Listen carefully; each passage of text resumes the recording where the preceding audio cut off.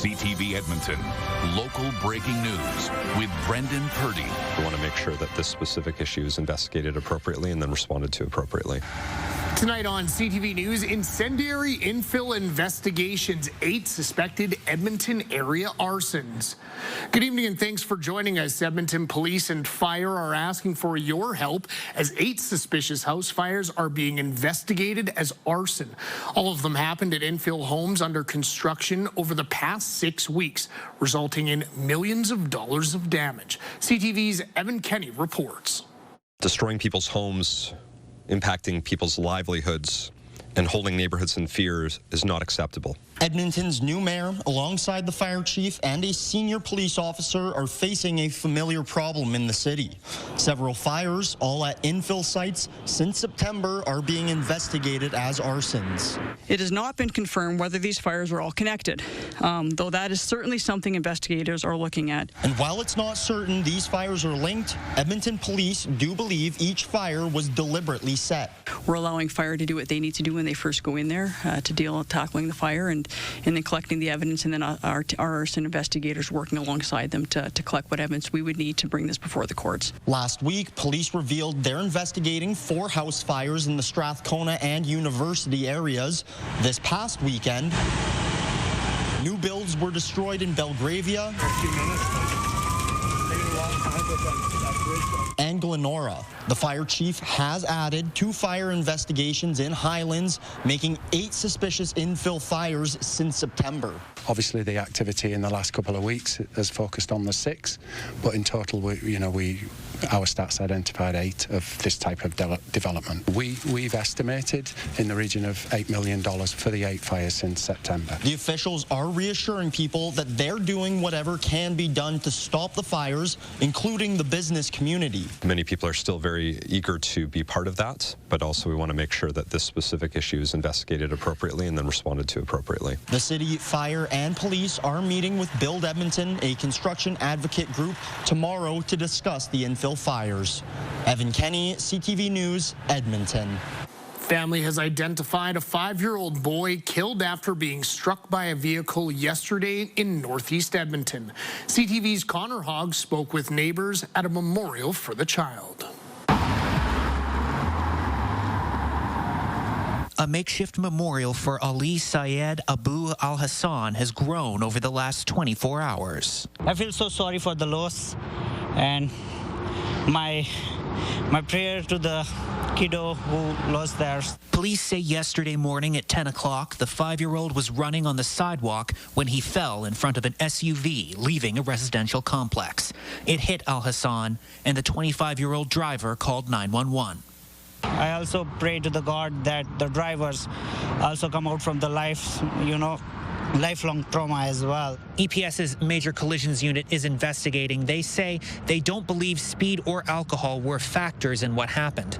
Now, I've been speaking with people who live nearby who have been leaving flowers and building a memorial, and they say that they're going to remember what they saw yesterday for the rest of their lives. The car was there, so she said, I didn't see him, it just something go under my car.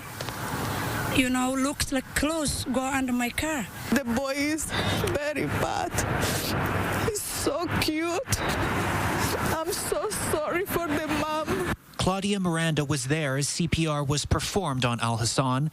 One day later, she was moved to revisit the spot she last saw him. He's there. But now he's here in my heart, in my name. Now he's with me. The 25-year-old driver has not been charged. Connor Hogg, CTV News, Edmonton. This afternoon, the federal Liberal government tabled its first budget under Prime Minister Mark Carney. The PM promised an austerity budget, while Finance Minister François-Philippe Champagne said it offers generational investment. The $581 billion budget increases Canada's deficit from $51.7 billion to to $78.3 billion in 2025-26. The feds have earmarked $280 billion over 5 years for capital investments, a chunk of that falling under the Build Community Strong Fund. $51 billion over a decade will target local infrastructure projects. One major point for Albertans comes in the oil and gas sector with tax credit commitments, including the extension of full credit rates for carbon capture, utilization, and storage, plus a clean electricity tax credit. The budget states the deployment at scale of technologies such as carbon capture and storage would create the circumstances whereby the oil and gas emissions cap would no longer be required. The idea that somehow there's a chance here to try and help the oil and gas industry is recognition, of course, that it is very important to the Canadian economy. And if I can't deliver pipelines, then I'm at least going to deliver things that will help try and stimulate investment in a key sector within the Western economy. And if that does anything to try and boost the local initiatives and spending opportunities, that's fantastic. The budget outlining $110 billion over 5 years for regional economic development initiatives, something endorsed by the local business community. Yes, while the deficit is growing, we are still encouraged by this budget because ultimately this spending is really encouraging to make sure that the business community is growing. At the Alberta legislature earlier today, Finance Minister Nate Horner was asked, well, what's missing from the budget? There was no, clarity around an Alberta-focused major project, but I also need to reference that those conversations are still being had, so that's a little bit of a wait and see. A large chunk of funding has also been laid out for defense and security, spending $81.8 billion over half a decade to rebuild, rearm, and reinvest in our Canadian military. Now, as far as cuts, the feds are looking to reduce $60 billion in government spending over the next 5 years, including 28,000 public service job cuts by 2028-29. Now, Mark Carney needs some help from the opposition to pass the budget in Parliament and avoid a snap election. Here's what the Conservative Bloc and NDP leaders had to say. It was a very long speech, and given that this government is adding about $10 million to our national debt every single hour, I think we can say that while talk is cheap, it's very expensive when a Liberal finance minister does it. I hardly see how, after having met with our caucus tonight, we could vote in favor of this budget. This is a red conservative budget, which Mr. Harper might have signed. And there's nothing for Quebecers in there. We're not telegraphing anything. I'm a Jack Layton, New Democrat. We came to Parliament to make Parliament work. We want to be propositional, and we want to give this budget the serious once-over that it deserves. And we want to consult with Canadians. After the budget was unveiled, Nova Scotia MP Chris d'Entremont resigned from the Conservative caucus to join the Liberals. He says after serious consideration, he came to a clear conclusion that there's a better path forward. Adding the new budget hits the priorities he's heard most in his riding. D'Entremont has been a Conservative MP since back in 2019. Now, the finance minister is defending a decision to limit funds for a recall petition and citizen initiatives here in Alberta. Two UCP MLAs are facing recall petitions, Dimitrios Nicolaides and Angela Pitt. There are also two citizen initiatives underway, the Forever Canadian campaign and a campaign aimed at prohibiting public funds for charter schools. Alberta's chief electoral officer has asked for an additional $13.5 million for staff and resources to verify the petition. A legislative committee with a UCP majority agreed to provide roughly $1.5 million. I think they're speculating on the number of petitions that are coming forward. Since they haven't come yet, I don't see the need for any further funding until those applications come in and the cost of dealing with them is actually incurred. Justice Minister Mickey Amory says no amendments or repeal of the Recall Act are being considered at this time. UCP MLAs have voted against a contract extension for Alberta's Auditor General as he investigates the procurement of private surgical facilities at AHS. Doug Wiley's 8-year contract is up at the end of April. He offered to stay on for 2 more years. Yesterday, a majority of committee members who oversee his office voted against it. The opposition NDP is criticizing the move, saying, quote, the government is cutting him off at the knees to protect their own political interests. The province's justice minister says there's no precedent in Alberta for an automatic renewal of the Auditor General's contract. He says he's confident a new Auditor General will continue the work that Wiley is doing. The Royal Alexandra Hospital could soon see new safety measures in its emergency department. Alberta Health Services is planning to try out new weapons detection equipment. CTV's Gates Guarin explains why. A detector like this may be coming to Alberta hospitals. It's used to detect concealed weapons like guns and knives. It's all part of a proposed 2-year pilot project Alberta Health Services wants to try at the Royal Alexandra Hospital. In a statement, AHS says it's looking at enhanced security possibilities through the request for proposal process to further reduce the number of weapons entering the emergency department. The Health Sciences Association of Alberta says any added security is welcome. We have dozens of incidents and injuries at Royal Alexandra Hospital every month. And that's a large urban hospital right in the center of Edmonton. And really, it can't be seen as normal. Like, this is not normal. Hospitals in Windsor and Winnipeg already have these detectors in place. Winnipeg's Health Sciences Centre says over 1,600 items, including knives and blunt objects, have been detected since they were installed back in February. The company behind those detectors says the tech is bringing confidence back to hospital workers. We're very pleased that we can deliver a solution that not only creates safer environments, but actually is not only keeping the hospital safe for the patients, but also for the caregivers too. The proposal is still currently open, and Extract One plans on participating. The HSAA will be keeping a close eye on the pilot project with the hopes it will bring added safety measures. We're going to watch closely. We don't know exactly. We're hoping it works as intended. We're fully support any measures that will increase the safety. Again, with these incidences rising continuously, it's becoming a real concern. AHS says it will determine if any permanent equipment will be used for Alberta emergency departments in the future. Gates Gorin, CTV News, Edmonton. The city is switching over to its winter compost collection schedule. Food scraps will be collected bi-weekly instead of weekly. The city says that's due to a decrease in yard waste and the reduced smell of green bins in the colder months. It adds the new schedule helps manage the cost of waste collection to keep utility rates stable. To get your specific schedule, visit the city's website or download the WasteWise app. Eco stations are also operating on winter hours. They're now open Tuesday to Saturday from 9 a.m. to 5 p.m. A local business says its pistachios are safe to eat, and the ones involved in a national recall were quickly removed from its store. CTV's Miriam Valdez-Carletti has the details. The Canadian people, they like smoky and spicy. It's back to business as usual for Fresh Nuts store owner Farhan Shabit after some pistachios were recalled from his store. We remove it immediately.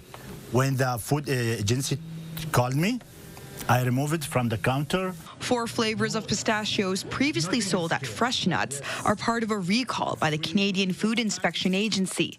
Shabit wants customers to know the contamination didn't originate from his store. This is from the ground from Iran. The pistachios that may have been contaminated were sold between April 8th and last Wednesday. Put the item, pistachio, almonds, peanuts, cashews, everything. Shabit says all of the nuts they sell are roasted in-house daily at more than 400 degrees.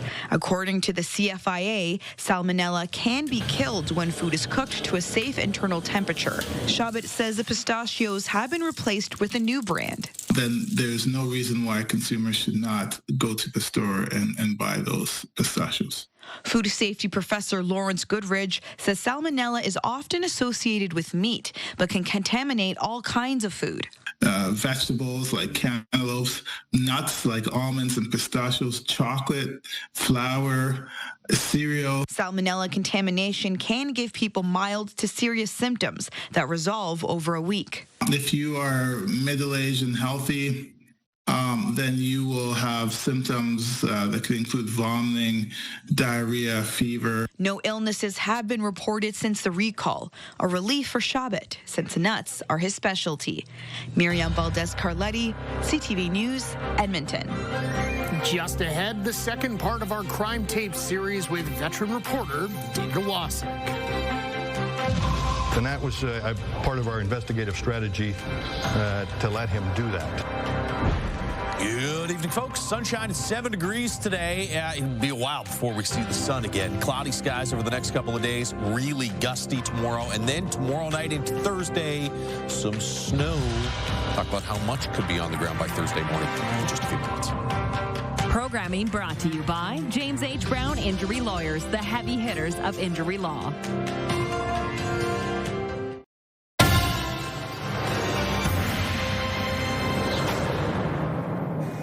Welcome back. Yesterday, we introduced a new series with veteran reporter David Owasik. It goes back 20 years to the case of a missing pregnant mother named Leanna White.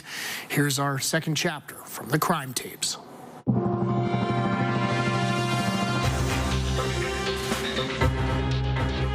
In the days following Leanna White's disappearance, police launched a search. So, too, did her husband, Michael White. And it was his search party of 40 volunteers, not the police, that made a gruesome discovery. Good evening. We begin tonight with breaking news. A search organized by the husband of a missing woman found a body late this afternoon. The body was found at Range Road 251 and Township 542 near the Edmonton Garrison. That marked a huge shift in the police investigation, from missing to murdered. It's been 1 week since 29-year-old Leanna White went missing.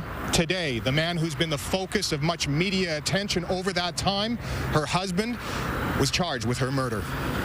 24 hours after his wife went missing, Michael White vowed to CFRN that he would find 29-year-old Leanna White. Just stay there, we'll find you. We will. I'll find you. 24 hours ago, a group of searchers that he organized did in fact find a body on a rural road just north of Edmonton. 24 hours later, Michael White stands charged with second-degree murder, along with offering an indignity to a human body in the death of Leanna White.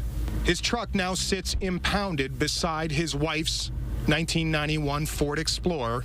Police were back today at the ditch where the discovery was made yesterday afternoon, armed with metal detectors.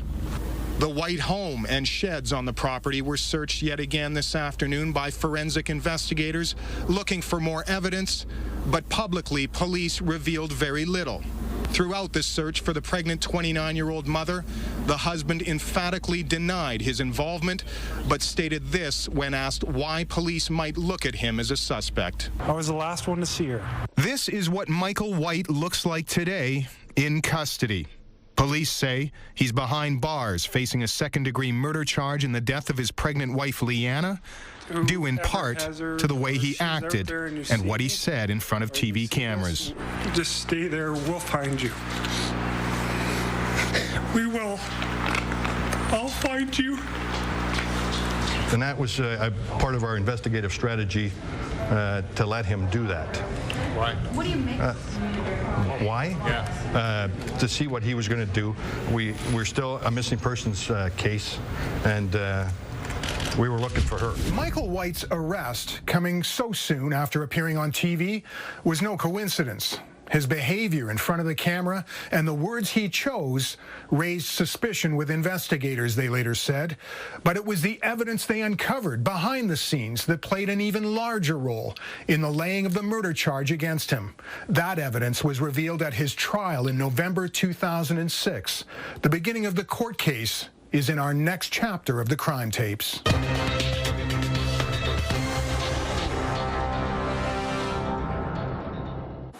Police want to speak with witnesses who scared off a person who was sexually assaulting a woman in our city.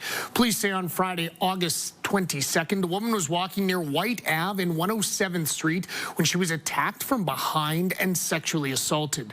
The woman screamed and a vehicle traveling down 107th Street stopped to help. The attacker ran off and the people inside the vehicle offered the woman a ride. Detectives would like to speak with the group inside that vehicle in hopes that they have information that could further their investigation. After the break, 8 is enough. We bring you the remarkable story of some seniors from the Pebbled Ice. Our team played perfect, very well.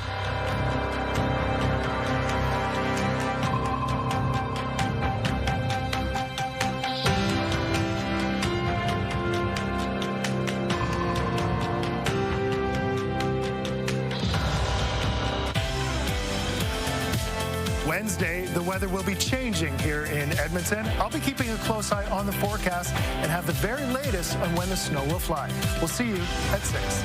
Your Morning Edmonton, weekdays. Programming brought to you by Superheroes and Blockbusters with your Edmonton Symphony Orchestra. Learn more at winspearcenter.com. Welcome back. Another day above average today, at least for the daytime high. 7 degrees this afternoon, -4 is where we started the day. We'll be about -6 tomorrow morning and 5 or 6 degrees above zero tomorrow afternoon. Then things cool off in a big way for Thursday, Friday. In behind the snow that's coming. There's the clouds already in place by tomorrow morning. There's a chance of showers around supper time in the Edmonton area. Better chance for that to still be south of the city, though, around 5, 6 p.m. Snow starting up here back across the west, and then this will turn into a fairly broad band of snow from the Peace Country all the way from Slave Lake south to just north of Red Deer through east central Alberta into the morning hours. I think when we wake up tomorrow morning, or not tomorrow morning, when we wake up Thursday morning, there may be some accumulate. There could be 2-ish centimeters of snow, especially on grassy areas. And then by the time this tapers off in the afternoon hours Thursday, anywhere between maybe 2 to 5 centimeters of accumulation. There is still some uncertainty with this. How much is going to melt on contact before it starts stacking up will play a role. Where exactly are the heavier bands of snow? But I do think it's pretty likely that we'll have some accumulation out of this. East central Alberta, you'll hang on to the snow through Thursday afternoon. It'll break down, as we said, by Thursday afternoon in Edmonton. And then Friday, there's another system that'll come through. That'll mainly target areas south of Edmonton, which get missed tomorrow and into Thursday. But even here in Edmonton, I think on the northern edge of that system Friday, we could pick up some flurries or perhaps a little dusting of snow. Heaviest of the snow by Thursday late in the day is going to be north of the Highway 16 corridor. I didn't put numbers on this because there is so much uncertainty, but potentially 5 to 10 centimeters of accumulation in that dark blue, purple zone here in Edmonton. As we said, maybe 2 to 5 centimeters of accumulation. -6 in Edmonton tomorrow morning. It'd be in the -8 to -10 range across most of the north. Cooler there in high level at -13. And -1 in high level for a high tomorrow. Fort McMurray gets just above zero. Should be around 6 in Vegreville, 4 for Red Deer, and about 6 degrees into Red Deer tomorrow afternoon with some showers late in the day. Chance of showers, snow tomorrow night into early Thursday. As we said, probably a couple centimeters worth. 0 and a chance of a bit more snow on Friday. And then a rebound back into the 3 or 4 range for the weekend and close to 10 Monday of next week. That is your forecast. Scoring an 8-ender is very rare in curling. Now imagine you're doing it while you're in your 80s. That happened recently at a Calgary curling club. CTV's Glenn Campbell reports. Ingrid Saunders has been curling for 50 years. I love curling, the camaraderie, the challenge. Recently, the 88-year-old skip and her team was up for the challenge. They did something most curlers never do. They scored an 8-ender. Well, it wasn't planned, but after I seen 6 yellow stones, my mind was walking, and it worked. Team Saunders is all the talk right now at the Garrison Curling Club, and rightly so. The odds of scoring an 8-under is very rare. A hole-in-one, the odds are 1 in 12,000, and an 8-ender in curling is 1 in 120,000. So most people don't even come anywhere close to it. The unbelievable part of this story is it's not the first 8-ender for Flo Volko. She also did it back in 1992 at a women's bonspiel in Banff. This time around, the 81-year-old was throwing skip stones for Team Saunders. She was shocked to have yet another 8-ender. Because I had a pacemaker put in, and this was my first day back curling. No warm-up, no anything. I got on the ice, and the curling gods were with me. Saunders says curling keeps her young, and she plans on playing for a little while longer. Maybe 90. We hope a couple more years. As for Volko, perhaps she should buy a lottery ticket. People keep saying I did go buy one, but I didn't win. Glenn Campbell, CTV Sports, Calgary. All right, sweep those rocks. That is all from us tonight at CTV Edmonton. Thanks for wrapping up your Tuesday with us. We'll see you back here tomorrow, same time, same place. Until then, take care and goodbye for now.